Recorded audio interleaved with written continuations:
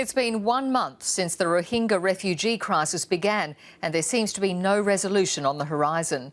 The number of Rohingya Muslims who fled to Bangladesh now exceeds 400,000. At least 240,000 are children. As many as 200 Rohingya villages have been abandoned, and Myanmar's army accused of ethnic cleansing. The tension in the region is older than Myanmar itself. The divisions run deep, explaining why Rakhine State is now rocked by violence and why so many fear for their lives. For tonight's special report, we are on both sides of the border. South Asia correspondent James Bennett is in the refugee camps of Bangladesh. But we begin with the origins of the story, and Southeast Asia correspondent Liam Cochrane, who is in Myanmar. Myanmar's most iconic sites may be Buddhist, but it's a country of different religions and 135 recognised ethnic groups. The Muslim Rohingyas are not on that list. About 1 million Rohingyas live in the country's west, near the Bangladesh border, an area that's long been a frontier between Buddhism and Islam. Educator and interfaith activist A. Lewin says Muslims have lived in Rakhine State since at least the 15th century. Some were serving in the court as ministers, even as prime ministers. There were generals in the Rakhine army. This clearly showed that these groups were intermingling. I never deny the existence of Muslim community in the Mraut Kingdom before the Burmese conquest of the kingdom in 1785. But it was very small community. The Muslim community grew significantly during the 19th century when colonial Britain brought in workers to grow rice in Myanmar. These historical facts are interpreted in two very different ways, either as evidence that Rohingyas have lived in Myanmar for generations, or as proof that they're relative newcomers and therefore don't deserve citizenship. The tensions have led to outbursts of violence for decades.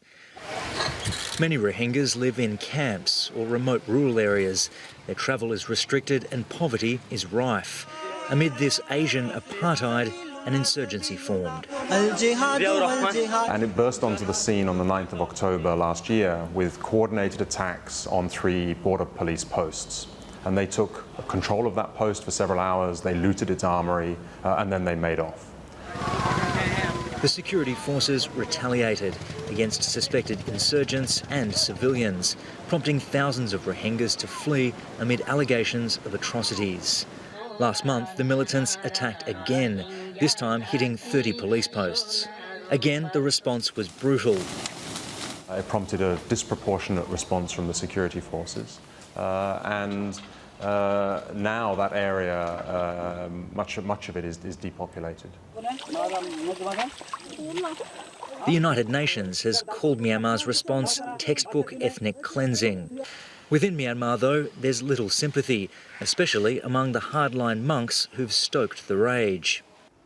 Myanmar soldiers defended us against attacks from Bengali terrorists, but the world doesn't blame the terrorists. It seems like they support terrorism. There are concerns the crackdown could further radicalise Rohingyas and attract even more dangerous players. Nobel Prize winner Aung San Suu Kyi is being urged to intervene, but she has no control over the military. There is a human tragedy unfolding on the Bangladesh border. It's a tragedy, the scope and scale of which will come to define international views about Myanmar for years to come. As the violence flares, thousands have fled, running for their lives across the border to Bangladesh. Our South Asia correspondent James Bennett is just across that border, where hundreds of thousands of Rohingya refugees continue to fight for their survival. That's right, Liam. As the crowds have increased dramatically at the camps here in Bangladesh, conditions have deteriorated sharply, and the long-term prospects are grim. These people have been driven from Myanmar, and they're not wanted here in Bangladesh either. None of this existed just 1 month ago. This is Kutupalong camp, a squalid safe haven of sorts. From Mohammed Shuife, a rare English speaker among the refugees, we hear graphic testimony of the horrors driving Rohingya to this hell. And cut and shoot The 29-year-old had worked for Doctors Without Borders in Mongdor, where numerous villages have been razed. Suddenly burned there, firing. Your home was fire, yeah. He says soldiers shot at fleeing refugees, an allegation corroborated by Bodhi Alam. How are you, sir? Nice to meet you. It took 7 days to reach Bangladesh through mountains and forest, and I saw military firing from all directions along the way.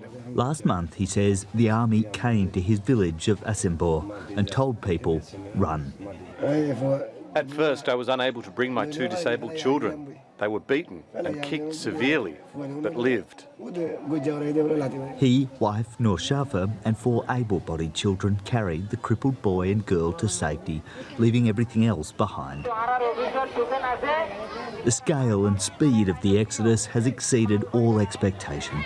A staggering 40% of the estimated 1 million Rohingya who lived in Rakhine State just 1 month ago are now living like this. Safe from persecution, yes, but hunger and disease loom. People are using this water not only to bathe, but also to wash food and even to drink. But unfortunately, it's also a latrine. And it's not hard to see why aid agencies say this immense concentration of people has all the makings of a public health catastrophe. Poor and densely populated, Bangladesh's humanitarian welcome has limits. The Rohingya, are they allowed to come out from here? No. But for Bodhi Alam's family, survival means staying, whatever they must endure here. They're burning our villages. Our neighbours were killed and slaughtered. There's no reason to go back. And right now, nowhere else to go.